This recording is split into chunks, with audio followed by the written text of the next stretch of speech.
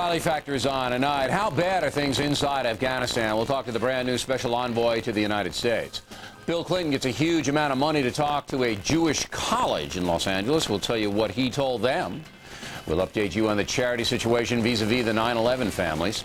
And they are calling him Harry Pothead. The young prince having some trouble in England. Caution, you're about to enter a no-spin zone. Factor begins in 90 seconds.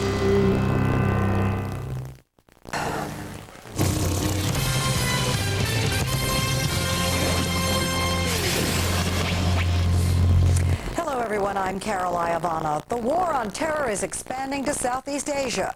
About 600 American troops have arrived in the Philippines to support efforts to fight a Muslim extremist group.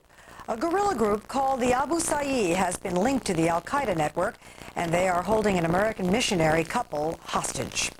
American Taliban fighter John Walker reportedly knew as early as last June that Osama bin Laden sent suicide squads into the U.S.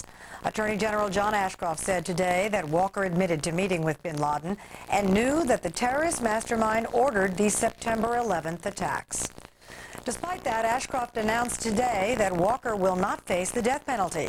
He's being charged with one count of conspiracy to kill an American citizen and faces life in prison. The 20-year-old Californian was captured in November after a prison uprising in northern Afghanistan. And Walker's parents are saying at this hour that they are praying for a just resolution of his case. In a statement issued to their attorney, Marilyn Walker and Frank Lind also say that they are grateful to live in a nation that presumes innocence and withholds judgment until all the facts are presented. I'll have another update for you at the bottom of the hour. Stay tuned now for the O'Reilly Factor. That's coming your way next, right here on Fox News Channel.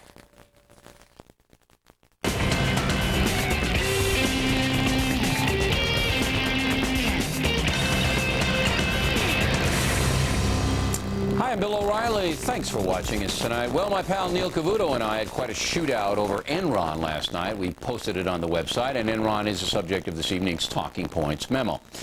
Even if you've never held a stock in your life, you should pay attention to this Enron story. It's about corruption, deceit, and treachery at the highest levels of our capitalistic system. These Enron executives, if guilty, and I believe they are, have committed crimes that make the mafia look like day campers. Millions of Americans held Enron stock through mutual funds and 401ks and expected an honest accounting from the company. What we got were lies, while the Enron fat cats were making millions on side deals and insider trading. Now, it's the opinion of Mr. Cavuto and others that anyone who buys a stock is responsible for what happens to it. I disagree. I say that anyone who buys a stock is entitled to honesty and accurate accounting. Yaroslav Kramer, who lives in Fountain Valley, California, sides with Neil. Cavuto is right. Don't invest in a company whose businesses you can't explain. Your argument is liberal, Bill, that the government should protect the investor. But George Will, anything but a liberal, agrees with me. Enron's situation will remind everyone, some conservatives painfully, that a mature capitalistic economy is a government project. Of course it is. If the public loses confidence in the accounting practices of corporations, there won't be any stock market. Simply put, the federal government has an obligation to make sure that corporations are honest in accounting. If that does not happen, watch out below, our whole economic system would collapse. So the Justice Department should be aggressively investigating Enron. But will it? Attorney General Ashcroft has already recused himself because Enron gave him campaign money. Mr. Ashcroft is also not very good at telling the American people anything about important investigations like the Mark Rich pardon. So it's not a lock that justice will do much here. Could be another Janet Reno deal. Oh, yes, we're investigating. Oh, no, I can't tell you anything. And then, of course, nothing gets done. Ms. Reno made a career out of that. And Mr. Ashcroft noticed, I'm sure. In the end, it is up to President Bush to right this wrong. He has to make the Enron investigation a priority and send a message to sleazy corporations. You lie to your stockholders, you go to jail. You screw your workers, you go to jail. That's the only way our capitalistic system can operate. The feds must come down hard on the crooks. White-collar crime is just as bad as street crime. Enron executives hurt people and hurt them badly. It is simply wrong to say those people are responsible for the company's deceit. We need honesty in this country, and we need a Justice Department who cares about that. And that's the memo. Now for the top story tonight, chaos inside Afghanistan. Where's Omar? Where's bin Laden? Why are the warlords controlling the countryside? Joining us now from Washington is Haroon Amin, Afghanistan's brand new chief envoy to the United States. All right, Mr. Amin, this came in from the French news agency just yesterday. Influential Pashtuns, some of the members of the Afghan interim government, are ensuring that Taliban leader Mullah Mohammed Omar continues to elude capture. Your reaction? Last week there is news that 6 Taliban leadership members were let go. The following day that story was proven to be wrong. This could be just another story in the media, could very well prove to be wrong. The fact of the matter is there's a new administration in Afghanistan, and this administration is doing its utmost to make sure that in line with the international coalition, it's going to fight terrorism, it's going to destroy Al-Qaeda in Afghanistan, and also to put the top officials of the Taliban behind bars. We're attempting to do this together with the international coalition. We will get it done sooner or later. All right. The Pashtuns are not friendly to the Northern Alliance and the Uzbeks and the Tajiks that control the government in Kabul right now. You know that. That's true, correct? There's a rivalry there. Well, let me say this, Bill. There is an interim administration in Afghanistan. This interim administration is looking beyond any ethnic lines or any ethnic issues. And the key to Afghanistan's future is national cohesion. All right, but would you admit that there's a rivalry between the South Pashtuns, where Omar is hiding, and the Kabul government right now? You have to admit that. Well, remember that Mohammad Karzai himself is from Kandahar, and he is after Mullah Mohammed Omar. I don't think that there is any problem of North-South or Pashtun versus non-Pashtun. I think it's a matter of just pure, possibly local politics, but this is going to come to an end sooner or later. All right, but it's impossible that this Omar guy could stay at large for so long. We're now working on 4 months, okay? It's impossible. If he is in Afghanistan, and I believe he is, and most CIA people do as well, he's got to be being protected by the Pashtuns down there. Come on, he has to be. Well, let me say this, Bill. Remember Richard Ramirez, that Night Stalker guy in California?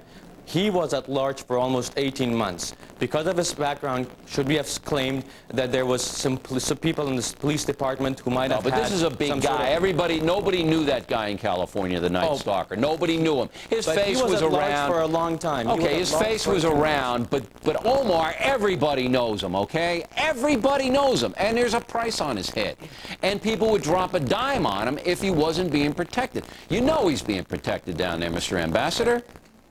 In the southern parts of Afghanistan, as well as in other parts of Afghanistan, you've got basically large terrain that is not inhabited, that is, people could be at large. And remember, the campaign is still on. It's only been a month since the collapse of Kandahar that there are teams that are hunting him down.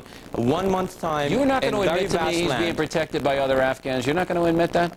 Well, I'm not going to admit to that because we are going after him. There might be I know you're going after him, but come on. All right, let's move ahead to another subject. Warlords, all right? It's been reported by the Western press time and time again that once you get out of Kabul and once you get on the road, there are bandits all over the place, there are warlords all over the place, and they're even stealing the UN food that are trying to come to the starving people, the people who are in trouble.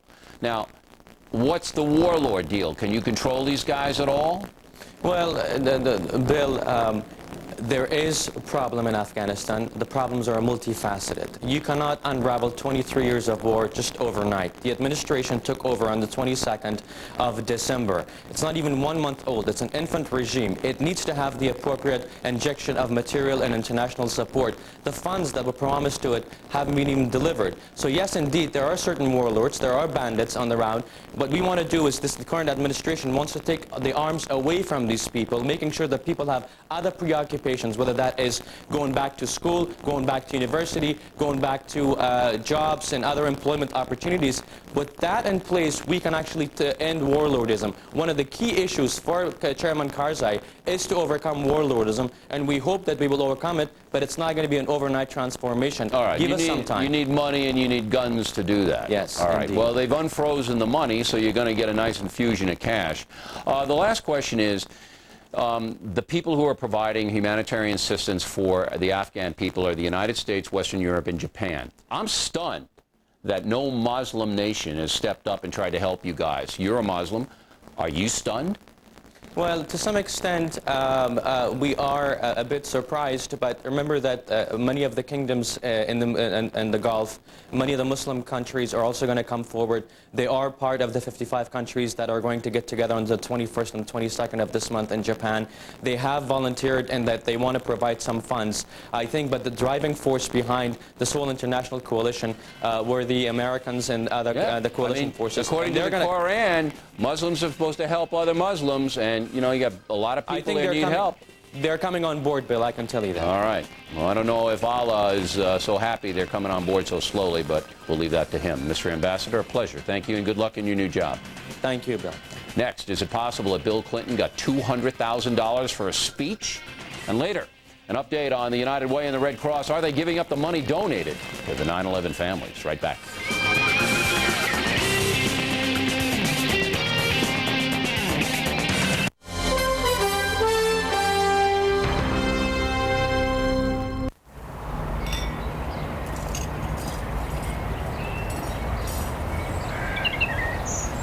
You can slow down investing. You can stop investing entirely. But you can't stop daughters from falling in love. Hi, Daddy. Which is why your Morgan Stanley financial advisor will never let you lose sight of what you're investing for. Eyes of a puppy dog, lips made for sin. You're not dreaming. I'm for real. We got a call.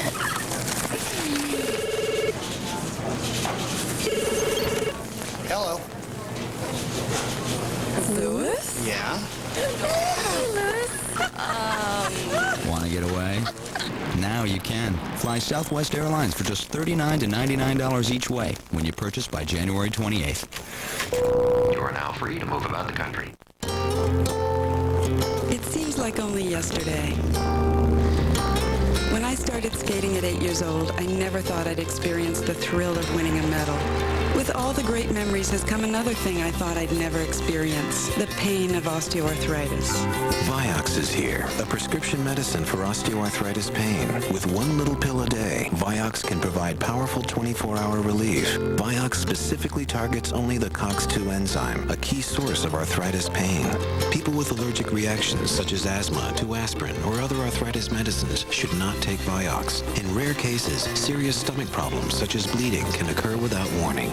Tell your doctor if you have liver or kidney problems. For more information, talk to your doctor about once daily Vioxx for the relief of osteoarthritis pain. Perhaps my biggest victory is to be able to plan my day around my life instead of my pain.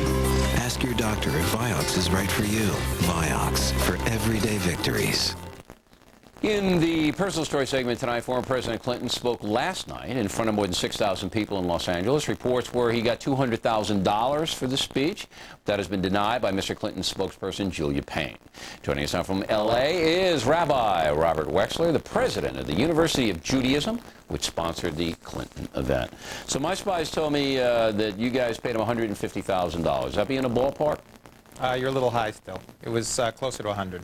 Well, it was more than 100. That's his usual fee, but because he did a private dinner for you and he did a reception and things like that, he got a little bit more, right? I think that's possibly true. You know, I didn't handle the direct negotiations. All right, so let's call it 125 grand. Nice payday for him. But other presidents have made a lot of money also in doing Well, speeches. actually, Bill, it's not only presidents. That tends to be pretty much the going rate for high-level speakers. Someone like Rudy Giuliani now on the circuit. He's getting 100. Is also getting, yeah. He's getting 100. You know, Cosby gets $150,000. Bill Cosby. It's amazing. All right. Now, was he worth it? Yeah, for our group, he was certainly worth it. You know, we had originally taken the Santa Monica Civic, which only holds 3,000, to sell these tickets for a series. You know, he's the first of four, including Madeleine Albright and James Carville and Ehud Barak. You know, because you can tell the theme is basically the Clinton years, peace process, things that were going on during that period of time. And the tickets went on sale on September 10th at 9 o'clock, right the day before the 11th, and they were sold out in about 45 minutes. And so we then looked for a bigger venue, found the Universal Amphitheater, and within a couple of weeks, all 6,200 tickets were sold. All right. So you made some money on this deal. Yeah, we don't know how much yet, but we certainly made a Now, profit. but when I say was he worth it, did he say anything that impressed you last night? You know, there are speakers who will come in and just glad hand the crowd, not really give you very much. Did he give you anything? Yeah, I think he did. I mean, he gave a speech which I think was somewhat similar to a speech he had given a few weeks ago at Georgetown University about globalization. And what he did was he outlined what he felt were the pluses and minuses of globalization. And I think that for our crowd, even though since it was primarily a Jewish crowd, they were probably expecting something a little bit more on the Middle East. And he surprised them by hitting the globalization piece. It was, I think, very worthwhile for them. And then we sort of broke up afterwards, and I interviewed him, sort of the Jerry King, Bill O'Reilly style. Yeah. And, well, if it was Larry King, he was happy. If it was Bill O'Reilly, he wasn't. You know, Rabbi, here's my deal with him. I know that, particularly on the West Coast, but here in New York as well, President Clinton is very popular among Jewish Americans. And, no question. I can't understand why. I'll tell you 2 reasons. He never put any pressure on Arafat to clean up terrorism in the Middle East, which is really the key to the Israeli PLO problem. As long as Hamas and Hezbollah and Islamic Jihad continue to operate with the PLO sanction, you're never going to have peace over there. And he never, ever one time confronted Arafat with, hey, you either clean these guys out or the U.S. is going to back away. That's number one, and that's a big one. And number 2, you had Mrs. Clinton embracing Arafat's wife. You had some pro-Palestinian sentiments by her very early on in the Clinton administration. So I'm saying to myself, geez, you know, what do the Jewish people see about Clinton that makes them think he's their best friend? Well, I think there are 2 issues. One is the Jewish community, by all the voting patterns that we see, continues to be a fairly liberal democratic community in the way that they vote. In fact, Clinton probably got close to 80%.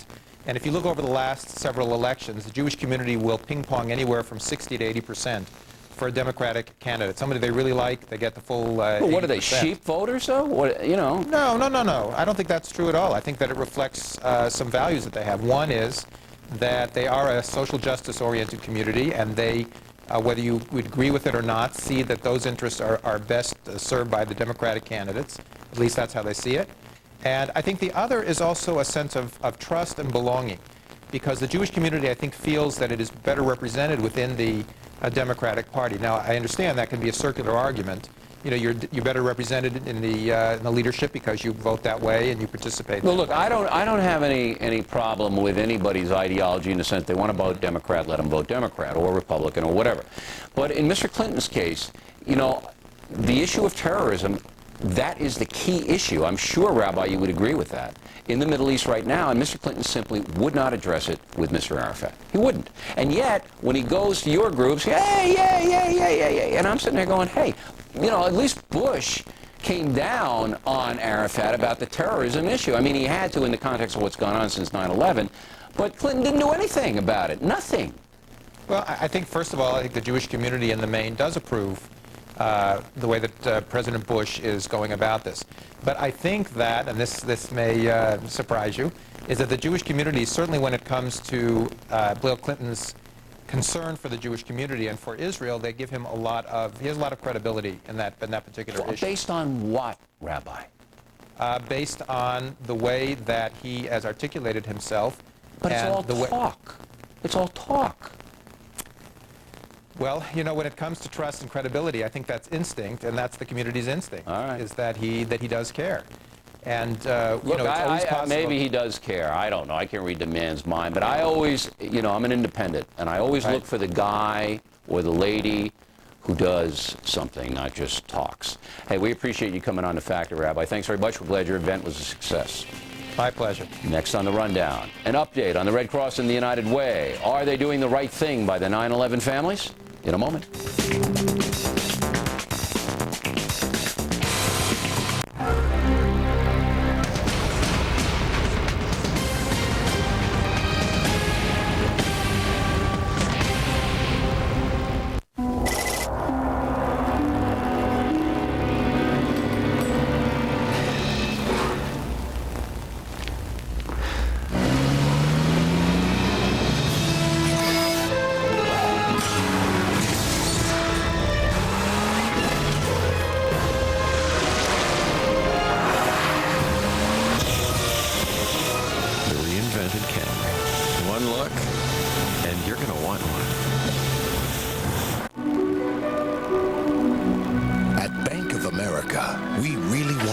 participate in the Olympic Winter Games.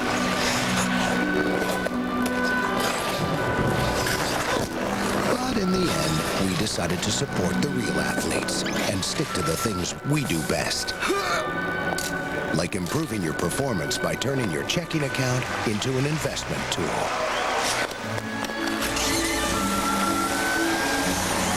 As one of the largest Ford dealers in the nation, most people think about us when they need a new car. But the fact is, Landmark Ford is also one of Oregon's largest used car stores.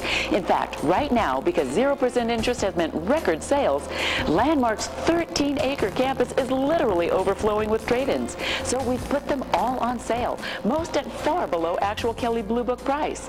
Come see us at Landmark Ford in Tigard. We're just off 55 at the Haines Street exit. Get more, spend less! In January, AT&T Broadband delivers the hits you want on in-demand pay-per-view. Set your VCR for the hilarious animated adventure, Shrek. See Ben Affleck, Josh Hartnett, and Kate Beckinsale in the blockbuster Pearl Harbor. Run for your life in Jurassic Park 3. And don't miss the Planet of the Apes. Call AT&T Broadband now and order in a mega movie tonight on in-demand pay-per-view.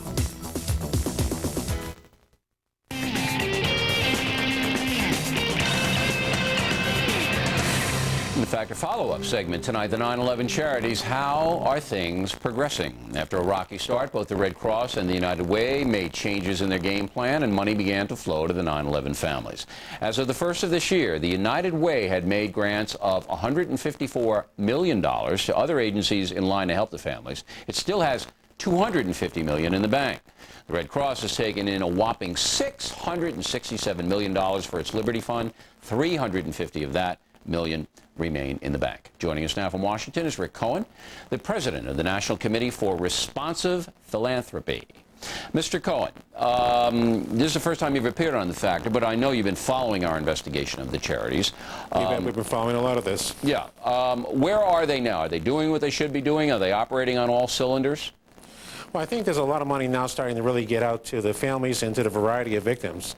What I think has obviously happened is this is a very, very complex undertaking and a charitable response at a scale that has never really been encountered in this country before. So to some extent, this is a challenge that the charities have really started to own up to, but they've been slow. There's a lot of improvements that still have to be made, and a lot of things to be learned about making sure that the next time we face anything like this, that we're responding from a charitable sense of really making sure that we get the resources out to the people who need them in a rapid fashion. Okay. So, would you say that there are still problems now involved with the Red Cross and the United Way? Well, clearly there's still an issue of a lot of money that's sitting in the bank that really has to get out. On one hand, there are complex needs that people are still facing, and we're still uncovering, too. Obviously, the issue about health effects due to the air quality is beginning to affect rescue workers, residents of the area. There's going to be expenditures that are long-term expenditures dealing with that. There are issues dealing with the unemployment issues where thousands of people have lost their jobs. Two-thirds of the people have lost their jobs due to the terrorist attacks were people who made $11 an hour or less. So you have people that are really, really facing long-term needs, and the money has to get out to them over a long period of time. On the other hand, still the charities can be cutting those checks, getting resources out, and responding to the needs of a variety of different people that maybe haven't made their way through the charitable thicket as well as they might want to. Okay. Now, most of the money raised by the United Way and the Red Cross was given from people, Americans, who felt that it was going to go to the 3,000 or so families who lost people were killed. Right. And that's not the case now. It's a much broader canvas, as you just pointed out. There are people who have lost their jobs in their surrounding area and this and that. Now, I'm saying to myself, why the simplest way to do this would have been, in the beginning, to say, look, we're here to help everybody. We're going to designate this much money directly to the families who lost people. And then just give it to those families, see? It's America. And let them take care of their long-term health problems. And let them take care of their education. Why the charities feel that they have to micromanage these people is beyond me. I think that's the problem here. Just divide the money up equally among the families and let the families deal with it. Well, I think you have multiple classes of people that are really victims now. I mean, you have other people beyond the families No, I that just lost said that, loved though. ones. But, Yeah. but Americans gave, particularly to the telethons and the concerts, to help those families who lost people directly. And now, if you want to make other funds to help the unemployed, do that. But I think Go ahead. the lesson to be learned here, I think, is that the charities have to do a better job of explaining to the public exactly how they intend to use funds. Yeah. I mean, clearly, one of the things that occurred was that there were an awful lot of appeals based on emotion that talked about the needs of people but didn't address the details about how the funds were going to be used. Absolutely. I have real confidence in the American public. I really do. And look, the American public got angry, and that was because of our reporting, I believe. Most of it was. But now, the money in the here's the most frequently answered question. The money in the bank is drawing enormous interest. Is that interest going to go to the victims, or the charities get that? It should go to the victims. It should go, but we don't really know, right? I would think that with the oversight of a lot of philanthropic watchdog organizations, that you're going to see the charities being very attentive to make sure that this money, which was not intended as endowment money, it wasn't intended to sit in bank accounts. Right, that's how the Red Cross got in trouble. They were going to use it for endowment. Well, last question, 30 seconds. Sure. Were we unfair to these charities, in your opinion? I think to some extent there's a little bit of unfairness, and on the other hand, I think there's a lot of things they could have done better. People have to understand this was such a complex undertaking, and the scale was so massive, it caught a lot of people off guard. On the other hand, you would think that charities of this size and this sophistication would have had a better handle on getting out in front of the issue. in the first place. All right, Mr. Cohen. And actually had some better sense of how to address these complex We thank you for your perspective, all right? And in fact, we'll be right back with John Walker and the charges against him. How do you invest to help secure your retirement? You start with your dreams. And Edward Jones. My life, my world, it all begins with a dream. Edward Jones. The creators of That 70s Show return to a different time. Where's your Lionel Richie section? Let me think. PQR. Introducing That 80s Show. It's a portable phone! Wednesday, January 23rd on Fox. The arm's still pretty strong, but sometimes the pain is even stronger. So I beat strong pain with strong medicine. I grab control with Advil. There are a lot of pain relievers out there, but doctors know that nothing, not Tylenol, not Aleve, nothing's proven stronger or lasts longer than Advil. Taking control and beating the pain, that's the ball game. You have the strength to get rid of pain. Take control. Take Advil. I had a starvation diet once. Or the meat diet, the one where you eat just meat. I diet sometimes, but only in moderation. The low-fat diet. It was all pureed food, puree diet. The bean diet. The corn juice diet. That one was rough. I don't know what I was thinking. These people found a sensible way to lose weight. A recent study by a major university found that having a bowl of Kellogg's Special K or Kellogg's Smart Start for 2 meals a day for 2 weeks could help you lose up to 6 pounds. I feel great, and I didn't have to eat like a rabbit. Johnson, execute these orders to be split. Strangely, many online brokers still route most of their orders the long way, through trading desks, market makers, or other middlemen. Daytech Online, however, has created powerful technology that bypasses many of the old obstacles. Are you getting the fastest possible execution of your online order? Daytech, built to trade. America trusts the Fox News Channel. From theaters of conflict to the halls of power, we've earned your trust, reporting all sides so that you can decide. An unprecedented commitment to provide you with hard facts and timely information. No spin, no agenda. Fox News Channel, the network America trusts, period. Tonight, from the nation's capital, our Team Washington brings you the latest on the war in Afghanistan. Tonight on Special Report with Grit Hume. The unresolved problem segment tonight, American Taliban member John Walker has now been charged. He is accused by the federal government of conspiracy to kill American citizens, providing support to a terrorist organization, and engaging in prohibitive transactions with a terrorist organization. He will be tried in federal court in Virginia, not by a military tribunal, as your humble correspondent predicted. I was wrong. With us now is Fox Senior Legal Analyst Judge Andrew Napolitano. I hate to be wrong.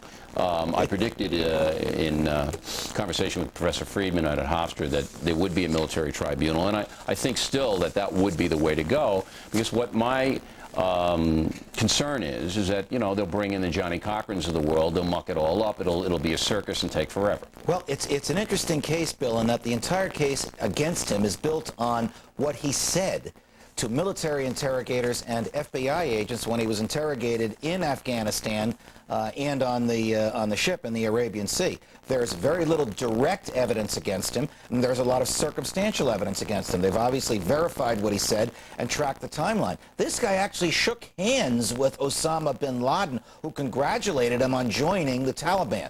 That's not a crime, but it will inflame a jury. Could be a crime, because it could be consorting with terrorist organizations, which is one of the charges. But look, I'll make a case that they caught him with arms. They caught him fighting. They had him in the prison when there was an uprising, and he was down with the guys who were shooting it, and that's where the CIA, American CIA guy got killed. He was there right in the middle of that. I think there's enough evidence placing him at the scene of the crime with intent to hurt. And as you said, he told military interrogators that, you know, he was an al-Qaeda member and he was fighting for the Taliban. But, again, it's going to be a circus trial, is it not? It will depend on who the judge is. If it's a strong-willed judge like Judge Richard Mage, who tried Timothy McVeigh, you will not see a circus atmosphere. It will not be a long time before he's tried. Really? You think he's going to get it fast? I think he's going to be tried in 2002. This district in Northern Virginia, known as the Rocket Docket, because they try cases quickly, they have very conservative juries, they have judges who don't tolerate any nonsense. It probably will not be on television. It may very well be a model federal prosecution. And I want to praise Attorney General Ashcroft for not going for the jugular. They could have put him before a tribunal. They could have put him before a tribunal, right, but like this humble correspondent wanted him to. He didn't make that call. The president made the call. Yeah. But the Attorney General probably advised the president. They could have indicted him. Well, you're being generous. They could have indicted him for treason. Sure they could have. He's not the poster boy for treason. I never said they should indict him for treason. I still believe that a military tribunal would be the way to go here, because he was caught, apprehended, whatever you want to call it, in a foreign land, in a war situation, and bringing him back to Virginia. I mean, he didn't do anything in Virginia. Well, the Constitution says you are to be tried in the district where the crimes were committed. They weren't committed in the United States. Yeah. So the next choice is you are to be tried wherever the government wants to try. Yeah, but that's not right. I think it's a military tribunal here because he's a POW. But we know that the order establishing the military tribunals, whether it's constitutional or not, is moot. The order excludes American citizens. I know what you're going to say. You're going to say he gave up his American citizenship. He was an American citizen. He's an American citizen. Not according to his passport. There's no basis for saying he gave it up. No, not according to his passport. You read your passport, if you join a foreign army, bang, you're out, and that's that. Right. I can make another case for that. Now, if convicted, he gets... He could be sentenced to 15 years on each count. There will be 7 counts in the indictment. If he's convicted of any of these crimes, conspiracy, aiding and abetting terrorism, and his behavior is directly connected to the death of an American, like Johnny Mike Spann, he could be sentenced to life in prison without possibility of parole. Because he cannot be sentenced to execution. None of these crimes carry the death penalty. So best guess, you figure that the feds will give him, what, 15 to 25? Best guess is one single 15-year sentence. He's out in 10 years. He'll be 32 years old. All right. Okay, Judge, we'll see. Thanks very much for coming in. We appreciate it. Pleasure, Bill. When we come back, an update on the Sammy Al-Arian case in Florida. He held a press conference, mentioned us, of course, and is fighting his dismissal from the University of South Florida down there. We will hear both sides of this very compelling case, and we hope you stay tuned as A Factor continues for you.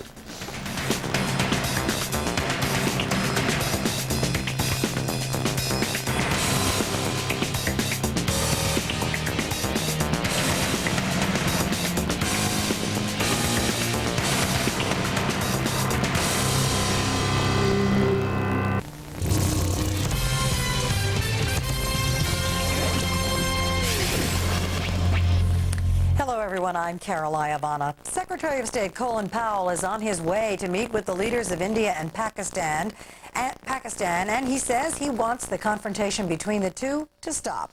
Meanwhile, the crackdown against Islamic militants continues. Adam Housley has more. Indian leaders claim they've arrested 4 Islamic militants, part of a Pakistani-based group, pro-Kashmiri. The 4 men apparently were planning an attack on an Indian parade later on this month, and part of the same group blamed for the attacks on the Indian parliament last December, which killed 14. Now that comes as Colin Powell prepares to come to town, part of a revolving door out of Washington these days. 6 congressmen and women in town today, as well as 19 total now that have visited this region just in the last 7 days. The U.S. continues to stand by Pakistan and their help in the war on terrorism. President Musharraf says he will not hand over any Pakistanis to India, but he says Pakistan is cracking down on terrorism. Hundreds of members of militant groups have been arrested since Saturday. The 5 banned outlaw groups, their assets have been frozen today. More rounded up and brought in for questioning also this afternoon. Now, we don't want to overstate the influence of some of these opposition groups. They are planning demonstrations later on this month. And you might remember the same type of demonstrations last fall did result in some deaths. In Islamabad, Adam Housley, Fox News. The O'Reilly Factor continues now after the break. And here he is, ladies and gentlemen. Available for the first time, the Red Skelton Estate has released the greatest and funniest moments of Red's years on NBC. For over 50 years, Red Skelton entertained and delighted audiences unlike any other comedian. Not seen for over 30 years, we now offer this special authorized 3-hour set of America's favorite clown, Red Skelton in living color, the NBC years. Bring back the delightful memories of Clem Caddiddlehopper. Careful, there's hair under there, buddy. Freddie the Freeloader, San Fernando Red, and Sheriff Deadeye. Why do you wear your watch out all the time? I didn't have it out. Now ask. Featuring a galaxy of your favorite stars. After I got out of the war, there was nothing to do. You in war? What'd you do in the army? One of my dreams have come true, and that was to work with the clown mastery of the master. Call now. Hello, operator. 3 hilarious hours of true family entertainment. You bet it is. Wild, spontaneous, and unpredictable hilarity. Even with the big coat on, I know that's right. With all the live flubs and bloopers included. Hey, there ain't $200 bucks worth. What do you want now? Order this never-before-available 3-hour collection, Red Skelton in living color, the NBC years. Call within the next 30 minutes, and the Red Skelton family will add a very special gift, free. The Red Skelton Christmas Special in glorious color. A total of 4 full hours of the best of Red Skelton will be in your home for 2 easy payments of $19.99. Ask about the limited edition collector's lithograph of Red. That's 4 full hours in living color, only available through this exclusive TV offer. Call now and receive the special Christmas bonus tape. And may God bless. Good night. Call the number on your screen now and have Red Skelton back in your home. Ask how to receive free rush delivery. Credit card, check, or money order. Call now. Thanks for staying with us. And Bill O'Reilly in the second Factor follow-up segment tonight, the firing of Professor Sami Al-Arian. Last September on The Factor, I grilled the University of South Florida professor about his ties to the Palestinian Islamic Jihad, a terrorist group, and about his fundraising activities for an organization he started called the Islamic Committee for Palestine. The professor denied any wrongdoing, and indeed the authorities have never charged him with any crime. But his troubling associations are a matter of record, and after our report, the University of South Florida was bombarded with angry mail and some threats. Soon afterward, Professor Al-Arian was suspended with pay, and now the university wants to fire him. All we want is for the state of Florida to investigate whether or not the professor used the campus to raise money for foreign groups. I think the firing at this point of him is unfair. Joining us now from St. Louis is Eric Vickers, the executive director of the American Muslim Alliance. And from Tampa, Tom Gonzalez, an attorney hired by the University of South Florida to work on the case. Counselor, we'll start with you. You know, I've said on The Factor, it's unfair to really fire this guy without knowing what he did or did not do. Well, Bill, that's what the due process is all about. And Professor Al-Arian is going to have a right to a hearing in the event that the president decides to fire him. And the fairness of it comes from the investigation that the president conducted and the thought she put into it, and the thinking's not done.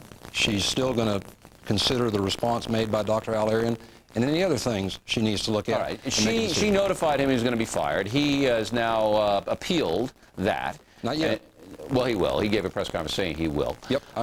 But again, does the president have information? Do you have information that I don't have about whether this guy did raise money for terrorist groups on the campus or something like that? Do you got anything? I don't have anything about his fundraising on the campus for terrorists because that's nothing to do with the university president's decision. What I do have, and I hope that you've been able to see, and what the university president certainly had, was tons of documentation with respect to the significant and real disruption that Dr. Al-Arian has caused the University of South Florida. But did he cause it or did I cause it? No, you didn't cause it, Bill. I'm not going to be in the business of shooting the messenger. You were doing what anybody else in the media had a responsibility to do, and that's reporting the facts. All right, so he caused disruption on campus by doing what exactly? Basically, by expressing views that cause a reaction that run the gamut from death threats to shutting down a college at the university to affecting the fundraising abilities and simply interfering with the efficient operation of a great university. And the president had to make a tough decision and has to make a tough decision if she goes forward as to whether or not the university can go forward with that disruption. All right, one more question and then we'll get over to Mr. Vickers. So you're saying that his pro-Palestinian sentiments caused all this? Is that what it is? No, absolutely not. The reaction is what caused all this. No, I know, but what did he do to cause a reaction? I mean, he's obviously pro-Palestinian guy, obviously brought over, but all the things that he did that we know about were the mid-90s and back, you know what I mean? Oh, no. I think what we know about is not only the appearance on your show, but other statements he's made that have caused a reaction on this university and interfered with the operation of this university. All right. Mr. Vickers, you want to reply to that? Well, Bill, first let me say that when you had Professor Arian on your show, you didn't grill him. You assassinated his character. You presented him to all the world as a terrorist, and there is absolutely no evidence of that. Okay, can you quote me when... The university Wait a minute, Mr. Vickers, hold it. The university commissioned a study yes. that was done by the president of the American Bar Association, and they found there was absolutely no evidence that he had any linkages with terrorists. And what year was that study, So you created this atmosphere. Where? You created this atmosphere where this man is being seen as a terrorist, this man who has lived in this country for 27 years, who has a family, who's a renowned professor. This atmosphere of fear is created out there, and now the university is reacting. And the president does not have the moral courage to stand up to this prevailing sense of prejudice that exists out there. Mr. Vickers, and what year was that? Mr. Vickers, hold it! What year was that study that you referred to by the judge? What year was it? Not only has a judge done this, but there's a study as well. You don't have any evidence that this man is linked to terrorists, but you have created this situation. Well, that's completely false, Mr. Vickers. He brought over to the University of South Florida the current head of the Islamic Jihad to be a lecturer. Well, that's classic guilt by association. Come on. You just told me I didn't have any evidence that he has a link to terrorism, and I gave you one. The president of the United States is friends with the president, bosom buddies with the president of Enron. Does that make him a crook because Enron has gone bad? All I did was raise the question, Mr. Vickers. His father was friends with Noriega drug dealers. Does that make him a drug dealer? You have assassinated his character by guilt by association. I raised questions and I raised questions. What has happened to Professor Arian is happening to Muslims and people of Middle Eastern descent all over this country. They are being discriminated against. They're being discriminated against in academia and in airports. Mr. Vickers, quiet for a minute. Quiet for a minute. Listen to me. I want to make this point. I mean, you made your point, and then I'm going to make my point, and I'll give you time to reply. A Secret Service agent. Mr. Vickers, you're wandering. All right, cut his mic. All right, here now, Mr. Vickers, you can hear me, and I'm going to turn your mic back on. I want you to respond to my questions, all right? This isn't a platform for you to go off on a tangent. Now, it's not a tangent. Yes, it is. Now, here's the deal. Here's the deal, Mr. Vickers, and I'll give you time to reply, and then we'll wrap it up with the counselor. Professor Al-Arian said death to the Jews in a speech in Cleveland. I asked him about it. He brought in the head of Islamic... No, I'll give you time to answer. Just listen. He said death to the Jews in a speech in Cleveland. Yes, he did, and he admitted saying it. He admitted saying it. Was that he is opposed. He said death to Israel, and he admitted it. He brought in the jihad guy. Cut his mic again. He brought in the jihad guy to teach at the university, okay? He brought him in. Now, he said he didn't know. I said, fine, you didn't know. And then we asked him, did you raise money for any group, foreign group, while being a professor on the University of South Florida campus? That is the crux of the matter. That's what we want investigated. The crux of the matter is that there is no evidence that this man is associated or has committed any act of terrorism himself. That is the We fact never of the said matter. he did. But you painted that picture, and No, that we is what has didn't. created that environment. You admit it. You No, just, I you don't. just questioned Ms. Goss. You said, was he the problem or were you the problem? You created the problem. I asked the question. You No, that's created your the problem. opinion, and you're entitled to No, it. that's what but you we said. made no terrorist statements that he was a terrorist. We asked him questions that had You to be asked. said the man should be Counselor, shadowed. I'm going to give said you the man last should be word. shadowed by the FBI. Bill, let me make a couple of points. Number one, Bill O'Reilly didn't get us to this position. What got us here was a reaction. And let me say on that reaction that the Faculty Senate and the union, by their inaction, both approved of the idea that Professor Al-Arian couldn't be on campus. They simply prefer to have him there on a paid leave of absence. The president has said you're Mr. wrong. Vickers, let him finish. said All right, you're cut wrong. Mr. Vickers' mic forever. The president isn't taking action based on what Professor Al-Arian believes in. She's committed to those things. She's committed to the academic freedom, and this doesn't involve academic freedom. What's involved here is the potential for disruption that goes all the way from death threats down to not being able to run a college of engineering. No, I understand that, and but Bill I O'Reilly still didn't get this. I still believe that Professor Al-Arian's getting a raw deal. If he has not done anything like raise the money. I know he's a disruption. I know he's a distraction. And he didn't handle the interview with me very well.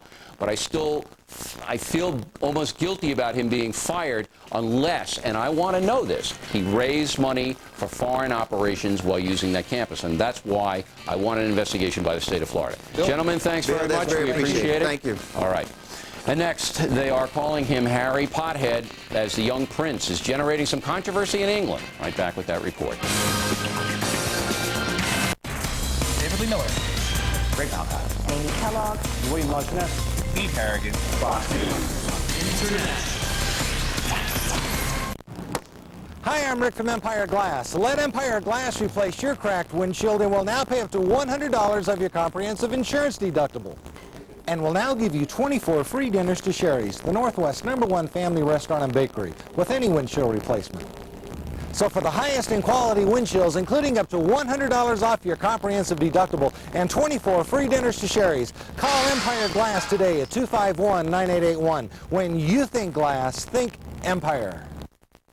It's the newest sporting event to come to the coast, the Crustacean Classics in Lincoln City. Place your bets and enjoy some of the finest seafood, wine, and artwork the Northwest has to offer. January 18, 19, and 20. The newest festival to hit the Oregon coast, the crab and oyster races at the factory stores at Lincoln City. Enjoy activities for the entire family. For times and race rates, call 1-800-452-2151 or visit our website. It's an event you won't want to miss.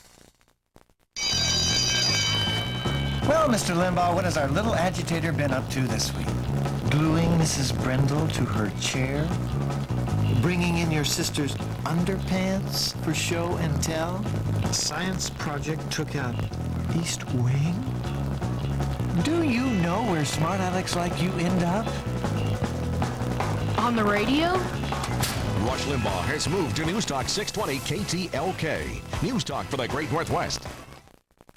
You're going to save big at our January sale at Interior Motors. It's the Once in a Blue Moon sale, January 18th and 19th. The sale's unbelievable because we offer things that you might not have had the chance to see here in the Portland area before. The Once in a Blue Moon sale for 2 days only. You're going to save 40 to 60% off on every single item in the store. The Once in a Blue Moon sale, January 18th and 19th at Interior Motives, Part 217 in Tigard.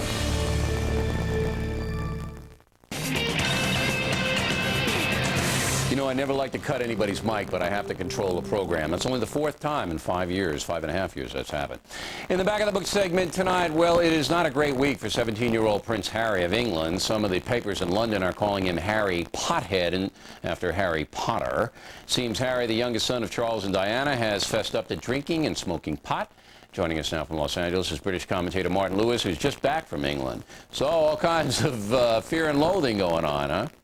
Well, the British press tend to get into a bit of a frothy state over things like this. But, you know, the British attitude, as far as I can tell, is that, you know, the sins of fathers are often visited upon their kids. I mean, our own esteemed President George W. Bush, by his own admission, was a raging alcoholic till the age of 40. And the first problems that his young teenage daughters get into is their underage drinking. Now, Prince Charles's sins are a little different. He's a guy who likes to ride horses and go after defenseless animals on a hunt. And when he's not doing that, he's riding his mistress. Fortunately, Unfortunately, Harry hasn't followed those mortal sins. All he's done is the regular teenage thing of trying a little weed and smoking and having a couple of beers. All right. Now, I have to correct you just so you can go back to England and spread the correct story.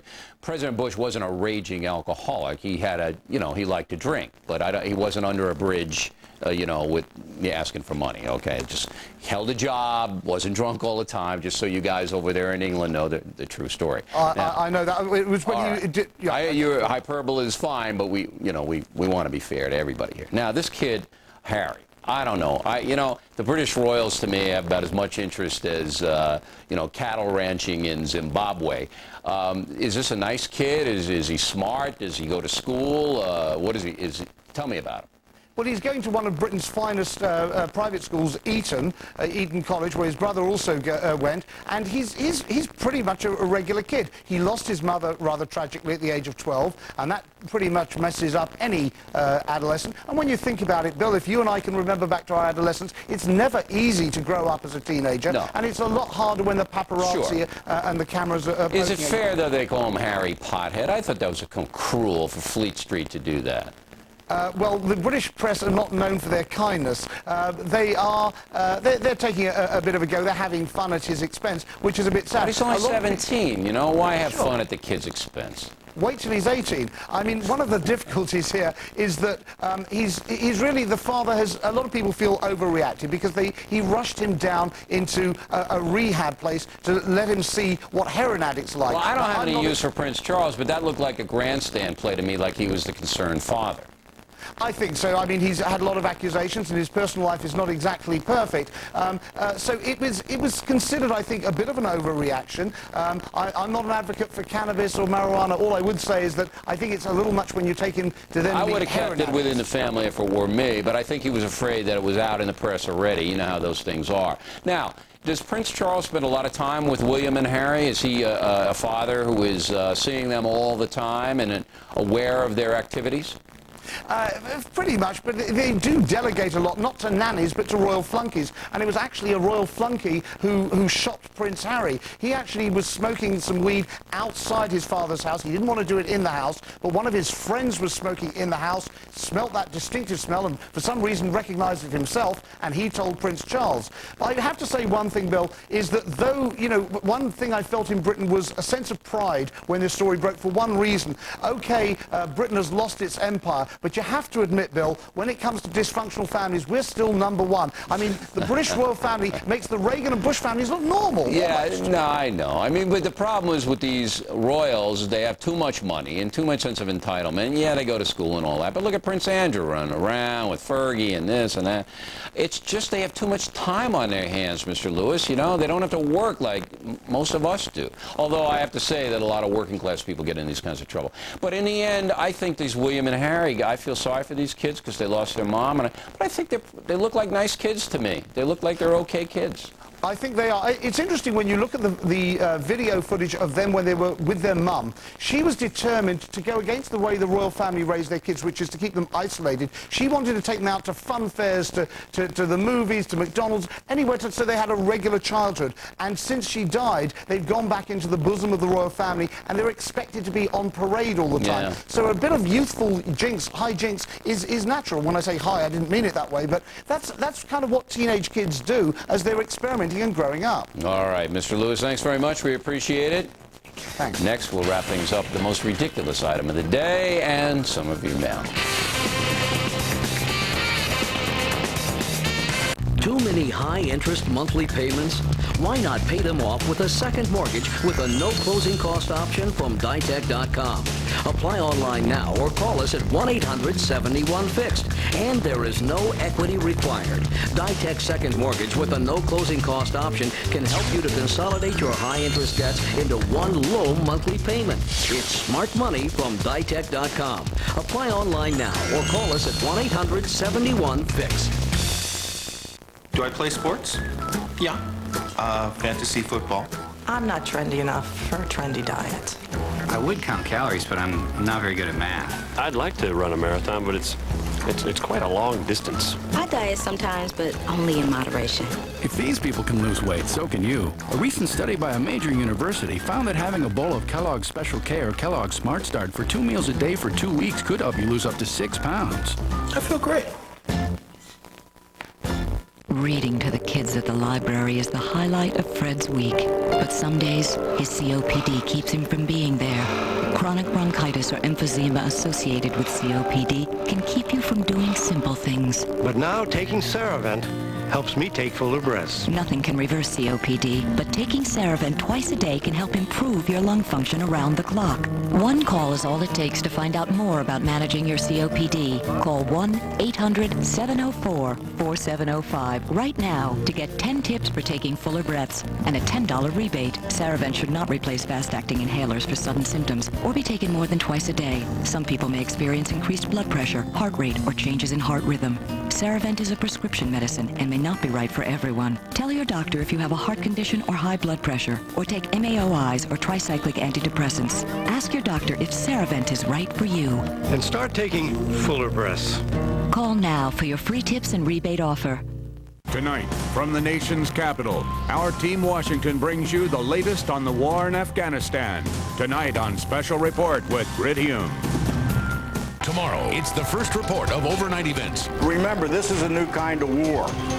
We're there on a military mission. The administration is really taking a lot of very politically courageous decisions. Live updates from the front lines and breaking news as it happens. For complete coverage on the war on terror, watch Fox and Friends. Time now for the most ridiculous item of the day, according to a survey taken by the Luntz Research Company. In the nation's 8 Ivy League colleges, more than 80% of the professors voted for Al Gore in the last election. This, as well as Ivy League tuition, is rich because these schools are always screaming about diversity. Well, where is the diversity among the faculty? It's ridiculous. Finally tonight, the Mail, O'Reilly versus Cavuto on Enron. Melissa Dyer, Demarest, Georgia. Cavuto's calm, effective arguments that the buyer should beware made you, O'Reilly, look like a silly dweeb. A silly dweeb? Larry Rogers, Oklahoma City. Mr. Cavuto apparently expects the American investing public to be able to detect false financial reports. His logic is weak. Steve Peterson, Lynchburg, Virginia. Bill, I love watching Cavuto put you in your place. You are naive when it comes to economics. Bill Shores, Midgeville, Illinois. Bill, you took my man Cavuto to task, and you were right. Sorry, Neil, this time I disagree with you. Helen Joy, Melbourne Beach, Florida. Bill, you weren't fair with Neil. I wouldn't blame him for refusing to come on The Factor ever again. Dr. Howard Beggs, Lindale, Texas. How does Cavuto think an investor can evaluate a company other than its published performance? If lies are published, no one can accurately evaluate them. Desna Camp, Cross River, New York. Bill, please be kind to Neil. He's a charming guy. Well, you should see him off camera. All right, I'll be nice to him. About the statue of the New York City 9/11 firefighters that was changed to include a black and a Hispanic. Cindy Carlson, South Bend, Indiana. The firemen who hoisted the flag were Caucasian. If a statue is to be made from this famous scene, then it should be accurate. Altering the statue to reflect political correctness will only divide America further. Chris Halstead, Findlay, Ohio. Bill, it appears to me that the statue in question was meant to memorialize the photo. Let's cut the PC BS. Well, here's the rub, Chris. The guy who donated the money wanted the statue to honor all firefighters who lost their lives on 9/11. He thought the picture symbolized that, but the department was more comfortable including some minorities who were involved. 12 blacks were killed.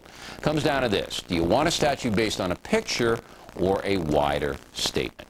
John Diamond, Atlanta, Georgia. Does Bill Kelly's attempt to license the image of the firefighters in the picture open the door for the descendants of the Iwo Jima soldiers to sue for back royalties? As I told the counselor, Mr. Diamond, I disagree with his view of the intellectual property rights here. It makes it seem mercenary, even if the profits are being donated. The photo was taken on public property in a spontaneous news story. It's for all Americans to see without commercial interruption. Russ Fink, Burbank, California. The flag picture should have been used in a collage that also depicts the heroism of others involved. Well, that's a very good idea, Mr. Fink. It seems like a fair compromise. Barry Levinson, the curator of the Mount Horeb Museum in Wisconsin. Will I be next to incur the wrath of O'Reilly in light of your objection to the Copia Museum display of the Pope and some nuns in questionable positions? I'm sending you one of our mustard pots. I'm sure mayonnaise eaters will be offended. Oh, get off it, Mr. Levinson. Everybody knows an anti-religious display when they see it. Just don't use my money to pay for it, okay? And how about that website? All right, last couple of days for my column on Paula Zahn and her situation vis-a-vis the sexy ad. So if you want to check that out, worldnetdaily.com runs the column. You can access it on the website. And then we would like to hear from you via email. We're still not taking regular mail because of this stupid anthrax thing. I'm sorry about that. I know some of you have mailed me stuff, and I can't answer it because I can't see it. So ridiculous. But email comes in every day to the tune of 4,000 last night. O'Reilly at FoxNews.com, O'Reilly at FoxNews.com. Name and town, please. And that is it for us today. As always, we thank you for watching. I'm Bill O'Reilly. We'll see you again next time.